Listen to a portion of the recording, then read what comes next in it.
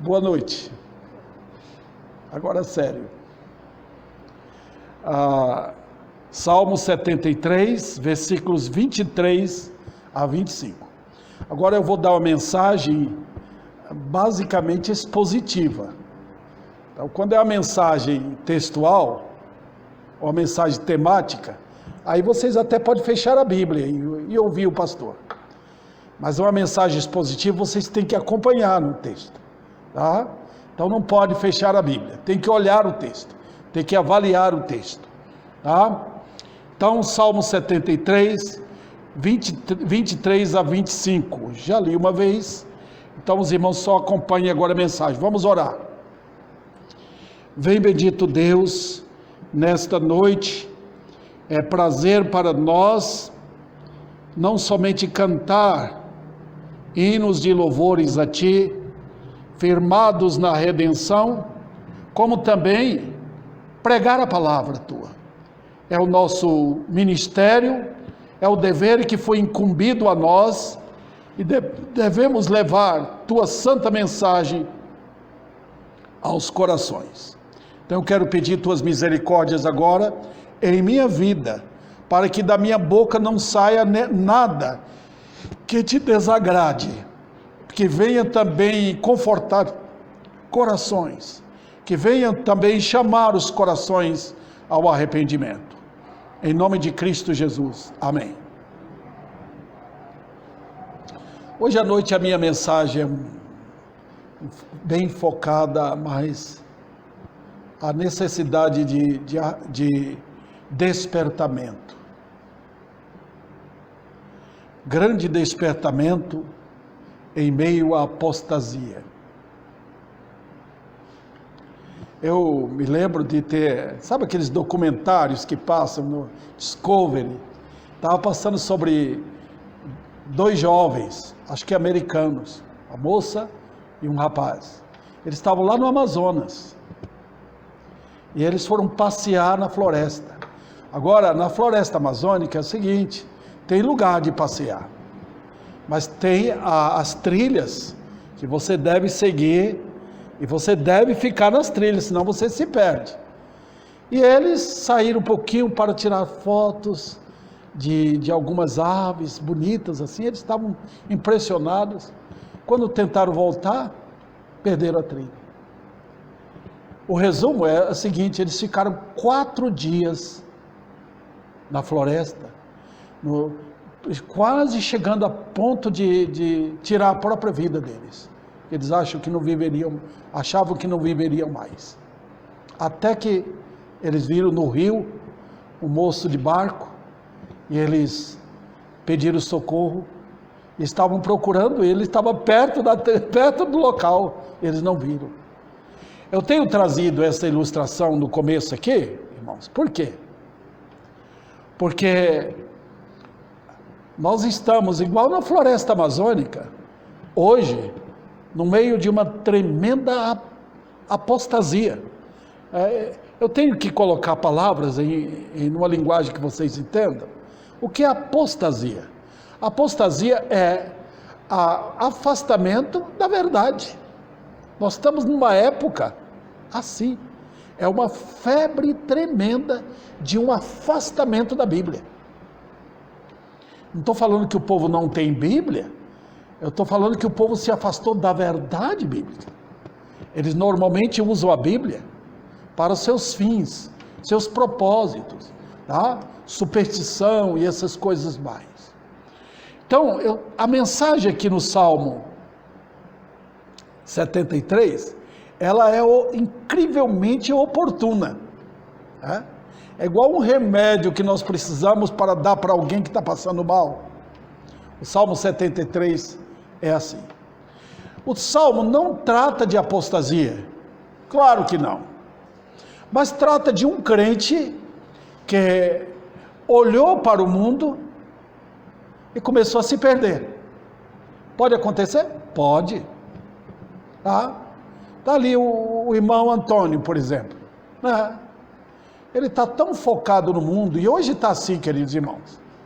Eu falei hoje de manhã, que O mundo chega sim para nós, bem pertinho. Antigamente batia na porta, hoje não, a porta está aberta. E o mundo chega lá, chega no seu quarto, chega na cozinha, chega na sala e fica falando. Olha, aqui nós temos, é propaganda para lá, propaganda para cá, gente passeando, dinheiro ganho, tem gente jogando em loteria, ganhando, né? E o mundo oferece isso. E foi assim, queridos irmãos, com esse salmista, numa época completamente diferente. Mas o mundo não muda, irmãos. A época pode ser diferente. Mas os princípios, as paixões e o chamar do mundo é a mesma coisa. Tá? Hoje ficou muito mais atrativo o mundo. Então, e nós os crentes, irmãos, estamos livres disso? Não, pelo contrário. Nós temos visto muitos que se tornaram crentes evangélicos, não crentes em Cristo. Porque tem muitos que se tornam crentes não em Cristo. Tornam crente num pastor, numa igreja, mas não são convertidos. Eu já vi muitos assim. Tá? Vêm da igreja, tá? Gostam. Mas na hora da prova, na hora que o mundo chega e pega você, vai ver se você realmente é um crente ou não. No caso do salmista, chegou a dar a impressão de que ele não era um crente, né? A impressão que ele não era um crente. Mas ele era. Às vezes chega um momento, irmãos, que um crente pode parecer que não é crente, desviar mesmo. Mas depois Deus dá um beliscão nele. Sabe o que é beliscão, né? E para você acordar. Quando eu era pequeno, assim, da idade talvez do Rogério, um pouco mais novo, eu trabalhava numa panificadora, né? E durante a noite, e na idade que eu tinha, talvez, não sei que idade, mas não lembro, a gente chegava às meia-noite, 1h da manhã, o sono chegava, né? E aí a gente encostava no canto e começava a dormir. De repente você acordava com todo cheio de carvão, as pessoas pintavam a gente ali, a gente acordava bravo. Olha, Deus muitas vezes, irmãos, nos dá um beliscão, ou joga um balde de água fria na gente, para a gente acordar. Por quê? Porque o mundo está assim agora, está muito fácil desviar. Há um escorregão sozinho, você pronto. Basta você abandonar a igreja, abandonar a Bíblia. Você escorrega mesmo. O mundo está desse jeito. Então, queridos irmãos, o que está acontecendo hoje? Você pode ver, tem igreja para todo lado. Mas sabe o que eles estão vivendo? Eles estão vivendo de duas coisas. A primeira é de emoções. Se a igreja tem show, tem uma música agradável, pode pular, dançar, aquelas músicas mais de sentimento, não tem nada da Bíblia, eles vão lá porque o povo gosta de show. O povo é atraído por música. Satanás foi um maestro no céu. E ele sabe como atrair pessoas com músicas. E essas músicas mundanas que estão atraindo, encheram as igrejas hoje. A segunda coisa, eles estão atraídos também por uma mensagem. Quando a pessoa um pouco mais gosta mais de pensar, eles querem uma mensagem. Mas que tipo de mensagem? A mensagem que lhe interesse. Então eles procuram uma igreja onde tem um pastor que vai falar o que eles gostam de ouvir. Se eles gostam de ouvir sobre o final dos tempos, eles vão para lá. Tá? Se eles gostam de ouvir sobre algumas coisas que tratam da vida, sobre família, por exemplo, eles vão para lá. Mas, queridos irmãos, não é isso que a Bíblia ensina. Nós temos que ouvir todo o conselho de Deus. A Bíblia manda que eu pregue Davi Sena, um frágil pecador, que eu pregue sobre todo o conselho de Deus, para alertar. Nós estamos em perigos, irmãos, não é brincadeira. Muitos pensam que, eu sou salvo, vou para o céu. Mas você sabe o que é caminhar para lá? Jesus lhe salvou? Amém. Eu não vou duvidar. Mas você sabe o que é trilhar para o céu? O caminho até chegar lá é um caminho cheio de lutas, de perigos, de feras espirituais, até chegar na porta do céu. Enquanto o crente não entra no lar eterno, ele vai enfrentar perigos aqui. A caminhada não é uma jornada por uma trilha de flores, não. Tem abismo dos dois lados, tem feras nos perseguindo. Então requer dos crentes alerta, ouçam a Bíblia. O que está acontecendo hoje é que ninguém quer ouvir o que Deus fala. É esse o problema. Então vamos voltar aqui ao Salmo, sobre o grande despertamento. Eu quero falar aqui sobre 5 coisas a respeito do salmista.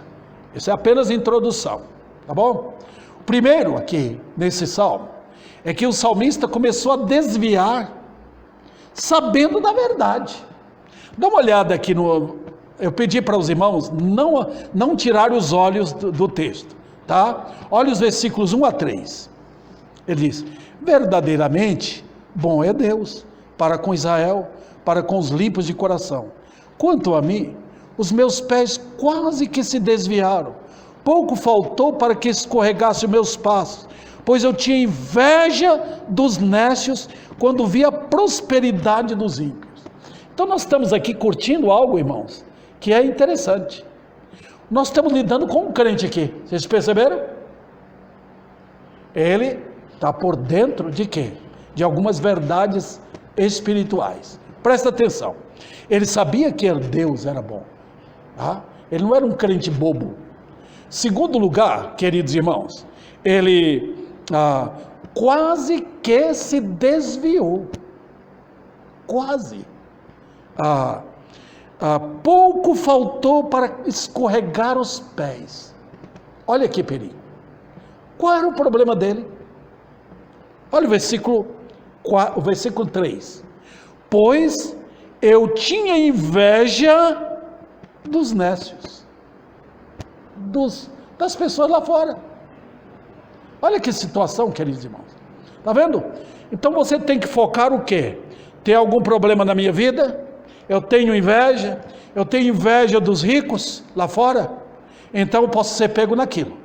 Eu me lembro de um senhor que ele até foi membro dessa igreja, depois faz muito tempo, ele abandonou, foi morar em outro lugar, apartou da esposa, mostrou que nem crente era, queridos irmãos. Mas uma vez eu estava viajando com ele, ele caminhoneiro, eu estava viajando para São Paulo, e eu fiquei observando o que ele falava. Eu percebia que ele tinha inveja das pessoas que tinham riqueza. Ele não era mais minha ovelha, ele estava em outra igreja. Mas eu fiquei preocupado com ele. Falei, a vida dele vai tombar. E tombou mesmo. Porque se você tem inveja de alguém que é rico, é naquela área que você pode escorregar. Não estou falando apenas de inveja. Qualquer pecado que faz você olhar para o mundo e desejar o que o mundo tem, pronto, é motivo para um empurrãozinho. E se você está no lugar escorregadio, não precisa muita coisa, né? Só basta um empurrãozinho, você desliza. Então, queridos irmãos, essa foi a primeira lição a respeito dele. Segundo lugar, ele começou a olhar os ímpios do ponto de vista carnal e não espiritual. Está vendo aí a diferença? Nós temos que olhar para as pessoas lá fora com um amor sincero, irmãos. Jessé foi bem feliz em pôr aquele hino: qual adorno desta vida é o amor. Olhar para os ímpios com um amor sincero por ele. Amor sincero. Desejar vê-los salvos. Mas quando você olha com um olhar carnal, você olha o que ele tem, olha a casa que ele tem, olha o quanto dinheiro ele tem, olha como ele pode passear. Olha como ele pode dar o que ele quer para os filhos, né? Isso aí é inveja. Se os irmãos olharem na Bíblia, Cristo trata disso várias vezes em Mateus e Lucas. Ele diz, por exemplo, se nossos olhos forem bons, todo o corpo é iluminado. Está vendo aqui? A ideia é, como é que eu olho para alguém com os olhos puros e santos? Está vendo? Então, se teus olhos forem bons, o corpo brilha. Ele fala até em Mateus, se você olhar para uma mulher com intenção impura, está vendo os olhos aí? Então você já adulterou com ela. Está vendo aqui? É isso que acontece. O problema é onde? É aqui. Da onde está vindo os desejos? Se os irmãos olharem também para o livro de Êxodo, você vai falar, puxa a lei de Moisés, não matarás. Eu nunca matei. Não furtarás. Eu nunca furtei. Mas a Bíblia pega a gente ali. Porque num só versículo e numa palavrinha só, Cristo define o problema. Não cobiçarás. Está vendo aqui? Porque aí ele entrou aonde? Ele entrou no coração.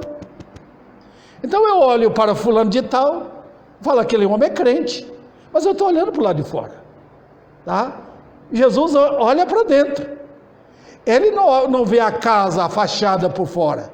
Ele olha o coração lá dentro. O que é que tem lá dentro? Tem roubo, tem adultério, tem fornicação, tem maldade lá dentro. Então o escorregão, o terror vai ser por fora. Está vendo, queridos irmãos? Todo o problema do homem não é por fora, é por dentro dele. Em terceiro lugar, eu estou até demorando um pouco nisso aqui, porque faz bem para a gente entender antes de entrar na mensagem. Em terceiro lugar, ele começou a duvidar da sua fé. Olha o versículo 13.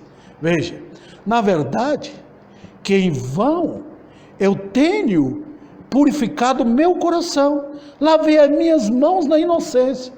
Vamos puxar essas palavras aqui para nós? O que ele quis dizer com isso? Ele está querendo dizer o seguinte, que adiantou ir para a igreja? Que adiantou eu me ser batizado lá? Que adiantou aprender tanto da Bíblia? Que adiantou? E agora eu estou sofrendo isso? Eu estou precisando disso, só ganho o que preciso para comer, enquanto aquele homem que está lá com aquele charuto na boca, tomando as suas pingas, né? Ele está lá numa boa, vivendo todo gordo, tem de tudo, todo mundo olha para ele dizendo, eu quero ser igual a ele, por que Deus não me atende? Está vendo, queridos irmãos, o que acontece? Começou a duvidar da sua fé, e aí que está o problema.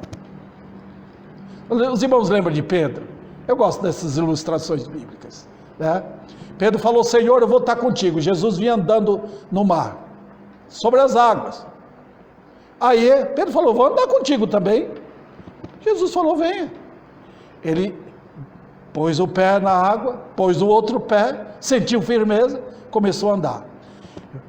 Mas quando ele tirou os olhos de Cristo e olhou para baixo e viu a escuridade lá embaixo e o terror de morrer afogado, ele começou a afundar. Está vendo? Se tirarmos os olhos do nosso Deus, nós nos perderemos no mundo, queridos irmãos. Está vendo aqui? Não tem dúvida. Saiu um pouquinho da palavra. Você perdeu a fé. Você começa a ver o mundo longe da perspectiva de Deus. Em quarto lugar, ele chegou ao ponto de agir somente pelas emoções e tornou-se assim um revoltado. Os irmãos querem ver? Veja, na verdade, versículo 13, versículo 14, pois todo dia tenho sido afligido e castigado. Está vendo como a pessoa fica emocionalmente? Estou com raiva. A minha sobrinha, né, casado com um sobrinho meu, filho de uma irmã minha, perdeu o marido esse ano. Como ela ficou revoltada? Eles têm 2 filhos, né? E a minha irmã estava falando dela. Como ela ficou revoltada com Deus. Eu entendo. Ali uma jovem nova ainda, tá? Vivendo no auge da vida matrimonial. tá? O marido novo, ela nova, os meninos em casa ainda, e de repente ela perde o ser mais querido dela. Ela ficou revoltada com Deus. Ficou mesmo. Está vendo o que acontece? Quando nós tiramos os olhos da Bíblia, nós começamos a revoltar contra Deus. Eu não quero ser crente, não. Se ser crente é viver assim, é viver na dependência de Deus, caminhando, carregando a cruz, caminhando, sofrendo, vendo os ímpios rirem da gente. Em quinto lugar, por último aqui, né? A força da graça fez o quê? Levou-o a entrar no lugar certo e compreender as coisas como Deus ensina aos crentes, tá? Olha, queridos irmãos, veja o que ele diz, versículo 17: até que entrei no santuário, até que entrei no santuário de Deus, então eu entendi o que estava acontecendo, eu entendi o fim deles. Está vendo, queridos irmãos? Vamos traduzir isso aqui. Asaf, que escreveu esse salmo, ele era levita, ele era da família sacerdotal. Eu falei, entrei no santuário, então eu pude ver quem é Deus, o que está acontecendo. Está vendo, queridos irmãos? Quando eu estou vendo a palavra de Deus, como ela fala, de repente eu deixo aquilo de lado e dou as costas. O mundo fica brilhante para mim, só que no exercício de vaidade, eu tenho que voltar para cá. O que meu Deus me ensina?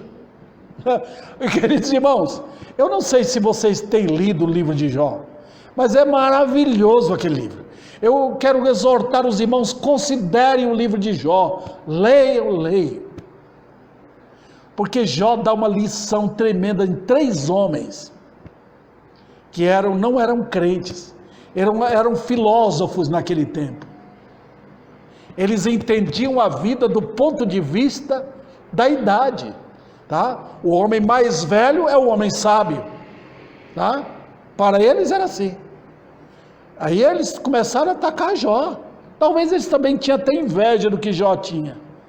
Até que Jó falou: eu sei porque os ímpios prosperam, mas depois vão deixar tudo aqui, eles vão perecer, eles não vão levar nada do que tem. Então, queridos, é com isso que eu quero trazer para vocês. Eu deixei aquele lado de lá, sabe, aquele cenário do filme no começo aqui, eu deixei de lado, tá? Eu quero trazer agora o que aconteceu quando ele entrou no santuário. O que ele viu? Veja, eu tenho aqui, irmãos, provavelmente não vai dar para pregar tudo hoje. Eu tenho basicamente 6 pontos aqui. Não será possível pregar tudo, mas eu tentarei fazer o máximo aqui para ajudar a todos que aqui estão e os que vão me ouvir lá adiante, tá? A primeira lição, irmãos, que acontece na vida desse homem: consciência da presença do Senhor. Veja o versículo 23. Todavia, eu estou de contínuo contigo. Eu acho isso maravilhoso. Fiquei como, tu me sustentaste pela minha mão direita. Está vendo, irmãos? O que eu quero dizer aqui com vocês é que se eu perder o sentido da vida cristã pela fé, eu me vejo atormentado, querendo fazer o que eu quero, batendo em mim, fulminando os outros, porque eu quero abrir caminho, eu quero ser valente sem Deus. Lembra de Pedro? Pedro tentou ser um grande, valentão. Senhor, eu vou contigo até a morte. Irmãos, quando nós voltamos nossos olhos para a Bíblia, Sabe quem percebe? Sabe quem eu sou? Um zero à esquerda. Ninguém. Eu me lembro de um pastor lá na Fiel. Ele perguntou: irmãos, vocês sabem o que nós somos? Nada. Você sabe o que é um nada? Você pega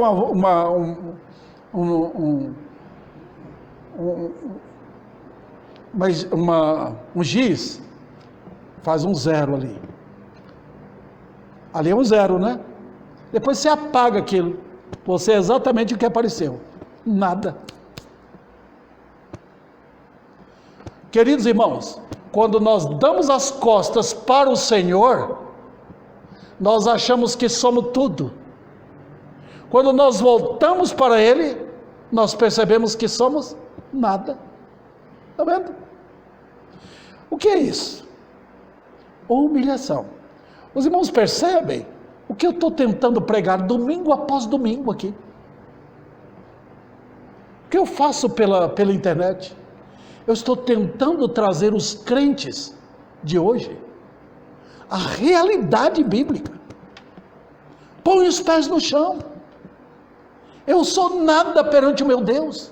Ele é glorioso. Ele é soberano. Eu sou um zero. Se não fosse a mão dele me salvando dos meus pecados, eu, Davi, já estaria no inferno. Estaria mesmo. Então, queridos, ele percebeu, o salmista, que era como uma criança tentando pegar algo que não consegue. Está vendo? É como uma criança. Já viu como uma criança quer uma coisa e grita e fica irritada e quer, e o pai diz: não vai, não vai. Então há uma consciência de que ele não está sozinho. Está vendo? Olha, eu quero lembrar isso aqui para vocês, porque aqui envolve fé e não superstição. A superstição diz: vai com Deus, Deus está contigo. Mas isso é superstição. Deus não é empregado de ninguém. Não, você não fica mandando em Deus, vai com Deus. Não, vida cristã é pela fé, é realidade, é Bíblia. Eu estou vendo que a Bíblia fala a meu respeito. Porque Deus tomou-me para Ele, porque Deus teve compaixão de mim, porque Ele me chamou na graça, me salvou, me livrou do castigo eterno, limpou-me dos meus pecados, purificou meu coração. Por quê?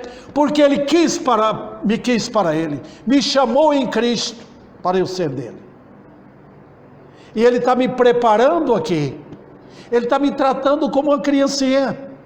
Ele está me pegando pela minha mão direita. Isso aqui é importante, irmãos.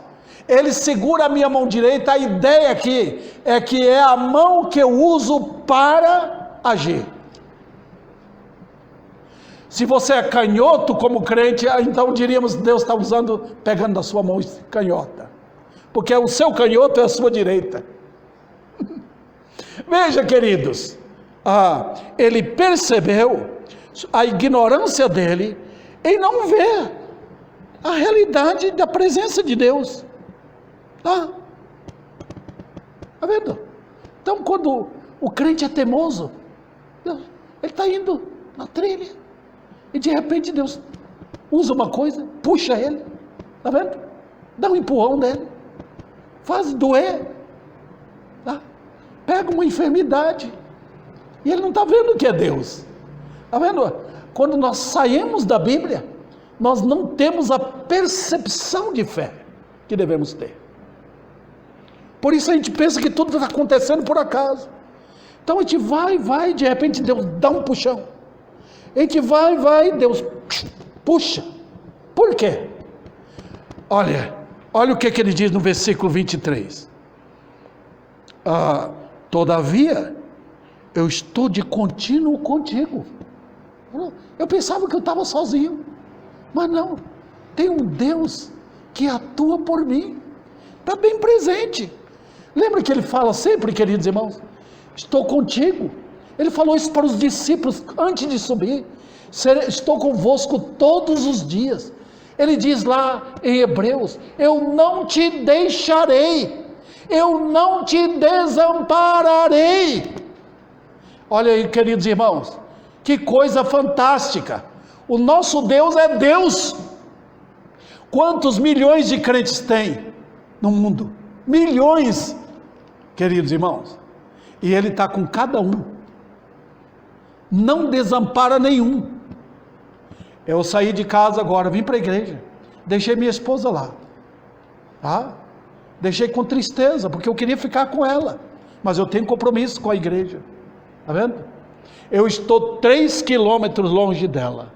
Eu não estou com ela. Se ela passar mal lá, não sei. Eu não posso fazer nada. Está vendo?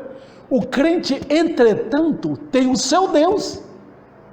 Não é brincadeira. Não é superstição. Nós não estamos lidando aqui, vai com Deus. Não. Nós temos realidade. Pé no chão. Ele está dizendo: estou contigo. Eu não vou te deixar. Eu vou te pegar aqui pela mão direita. Venha.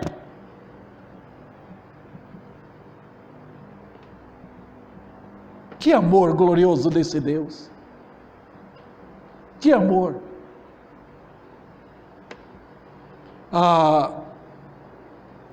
Outro detalhe aqui, queridos irmãos. Muitas vezes, Deus deixa que alguns crentes vão longe. Mas logo, Deus os puxa. Depois de uma boa disciplina, Deus mostra que Ele está continuamente presente. Está vendo? Eu te amei. Está vendo? Eu te amei. Tu és meu. E o Senhor fala ao coração: chama o pecador, vamos vir para cá. Eu mandei meu filho para morrer por ti. Eu te escolhi antes da fundação do mundo. Por isso que eu te chamei. Tu és meu. Eu tenho a glória para ti. Tu não podes andar sozinho neste mundo. Não podes. Então não vou te desamparar. Sabe o que é o amor de Deus? Às vezes, queridos irmãos, eu tenho que pedir: Deus me ajude, ensina-me a amar. Porque qualquer coisa nós nos irritamos. Ficamos bravos. E meu Deus tem paciência. Quando Ele pega o cinto dele para me dar uma cintada, é porque Ele ama tanto. Às vezes Ele faz o crente chorar, porque Ele ama. É assim que Deus age.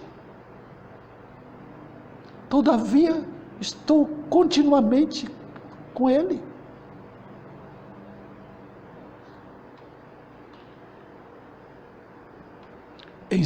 A segunda lição que aparece aqui: consciência do amor do Senhor. Olha o versículo 23 ainda. Todavia, estou de contínuo contigo. Tu me seguras pela minha mão direita. Puxa, eu já tratei um pouquinho disso aqui. Vale a pena voltar e ressaltar isto. A ideia é de um amor que busca o amparo e proteção dos seus filhos. Nós podemos ilustrar isso no amor que temos pela uma criança, pelo nosso filho. Eu sou avô e quanto cuidado eu tenho pelos meus netinhos. Agora o Theo está pequenininho, né? Eu carrego no colo, eu vou passear, eu vejo o cuidado dos pais dele por ele, eu vejo o cuidado desse pai com esse filho, não é? E quando meus netos mais velhos chegam, eu vou sair com eles, vou andar com eles. Então a Alice corre na frente e fala: Alice, vem para cá, tem perigo aí. Tá? Queridos irmãos, há tanto perigo hoje para as crianças. Tem elementos preparados para roubar crianças, tá? E vender as crianças. Os pais nunca mais sabem onde estão. Então os cuidados são grandes. Agora eu estou trazendo isso para os irmãos, por quê? Porque Deus nos trata assim, queridos. A ideia é que Ele me prende pela mão. Está ali o meu Senhor. Eu não vejo a mão dele, mas as circunstâncias mostram.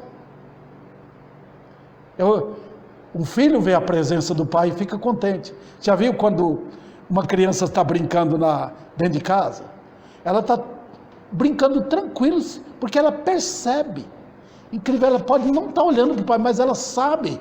Papai e a mamãe estão ali. Então ela brinca tranquila. Mas o crente consciente, ele sabe da presença de Deus. E ele está ali. O meu Deus não me abandonará. Nem um momento. A outra ideia aqui, queridos irmãos. A ideia desse cuidado é devido à perigosa condição deste mundo. Já imaginou? Eu já vi muitos pastores evangelizando. A pessoa diz que fez uma decisão. Ele diz, procurar qualquer igreja que você tiver. Mas Deus não faz isso. Deus procura um lugar, Deus dá ao crente um lugar de segurança para ele. Um lugar onde ele é protegido. E normalmente é a igreja. Irmãos, eu não entendo o que está acontecendo hoje. Talvez muitas dessas pessoas que dizem que são crentes, nunca foram. Se você abandonar um ambiente de uma igreja, é uma família. É ali onde Deus coloca com homens sérios, crentes sérios, experimentados para ajudar um ao outro. É a vida cristã. Deus não desampara os crentes. Quando não tem igreja, quando o governo fecha, aí a mão de Deus entra até numa prisão para cuidar dos santos. Mas notem, queridos irmãos, é assim que Deus faz. Se não tem ninguém, nem um pai, nem a mãe, como ele diz no Salmo 27, o Senhor não nos desampara.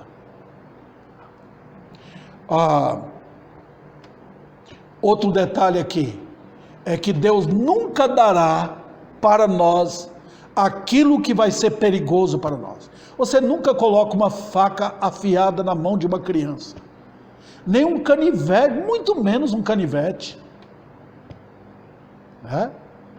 porque é perigoso. Deus nunca dá para nós aquilo que vai ser perigoso para nós. Ele não dá. Então ele dá aquela condição que você tem. Ele achou você como o quê? Daquele jeito. Então ele não vai empurrar você em riqueza. Ele não vai empurrar você para o mundo. Porque ele sabe dos perigos. Ele puxa, gente.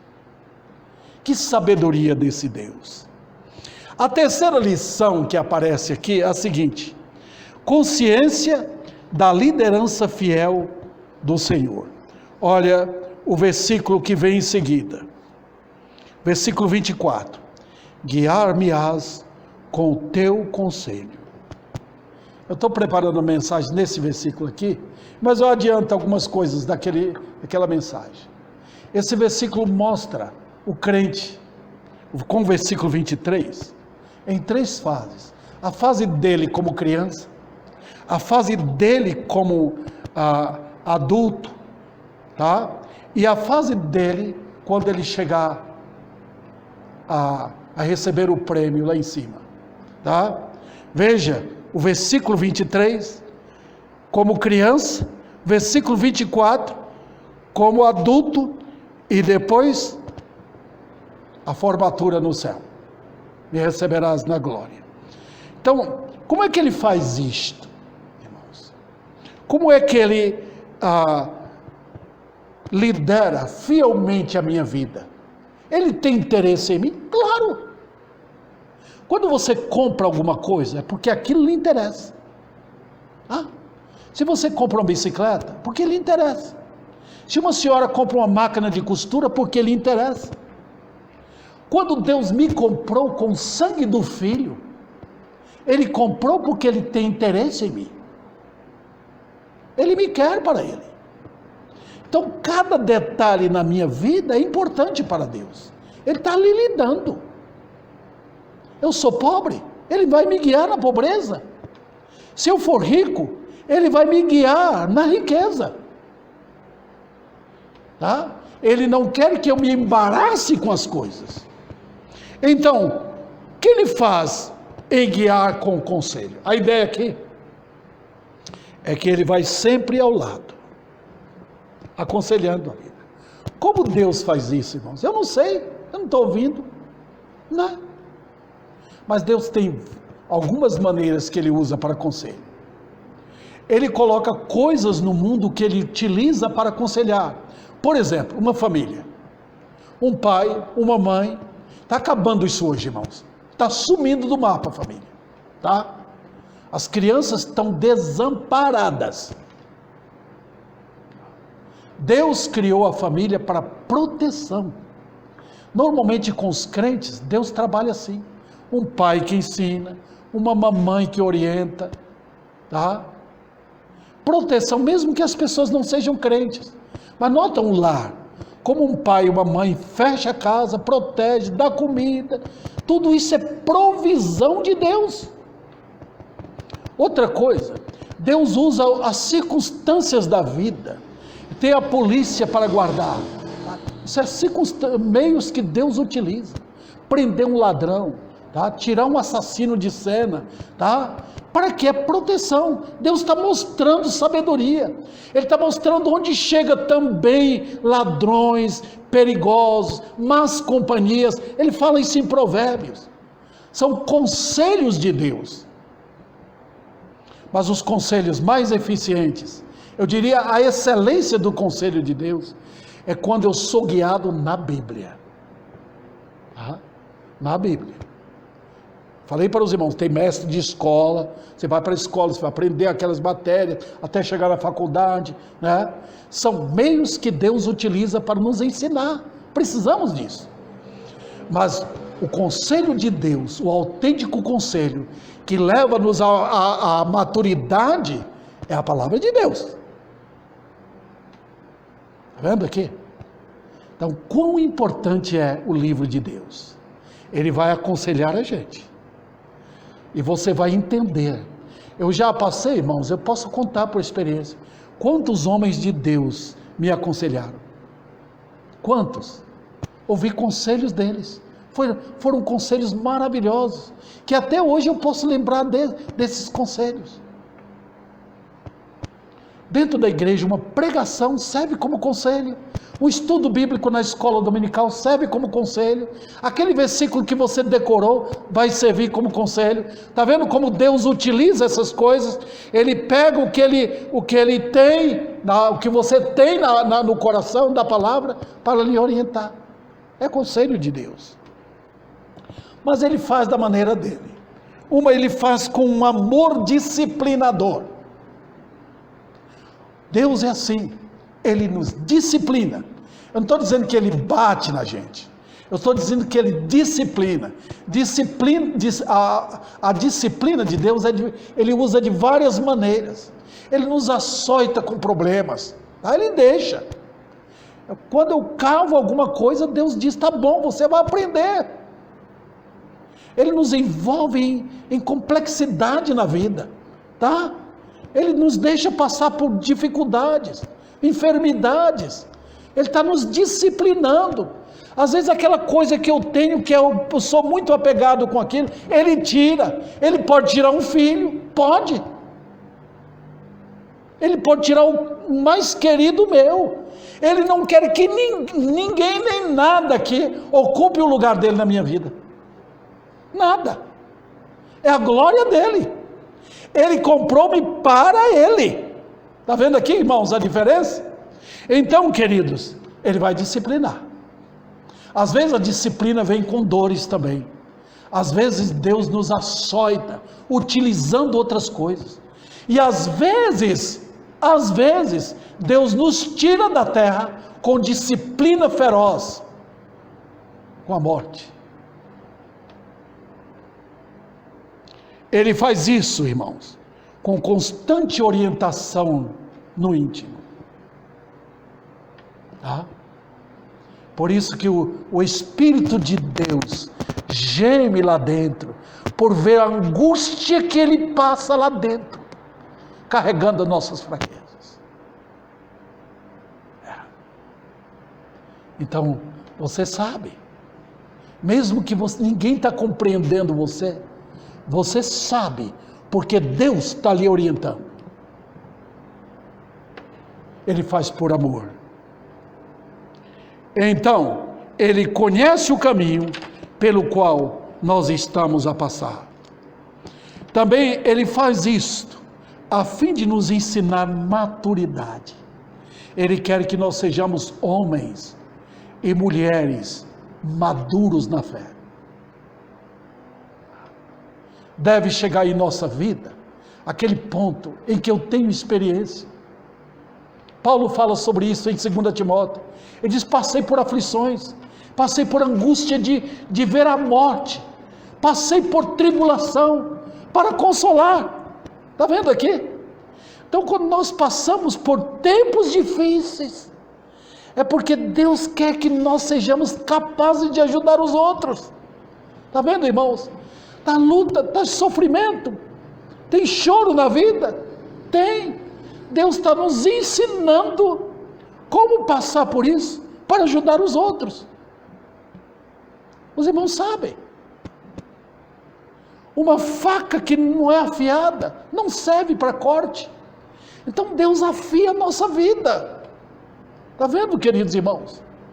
Então, Ele nos ensina a confiar absolutamente nele. Então, quando eu aprendo a andar, Ele solta a minha mão. Está vendo aqui? Quando a criança aprende a andar sozinha, você solta a mão dela. Quando Deus vê que nós estamos maduros, capazes, Ele solta a gente, mas Ele não deixa de acompanhar. Está vendo? Ele mostra o caminho que nós devemos tomar. Ele faz isto mostrando que não há amigo igual a Ele. Quando eu estava na casa dos meus pais ainda, eu nunca pensava na vida, eu não queria perder meus pais. Eu falava, eu prefiro morrer do que perder meus pais. Deus me tirou de lá.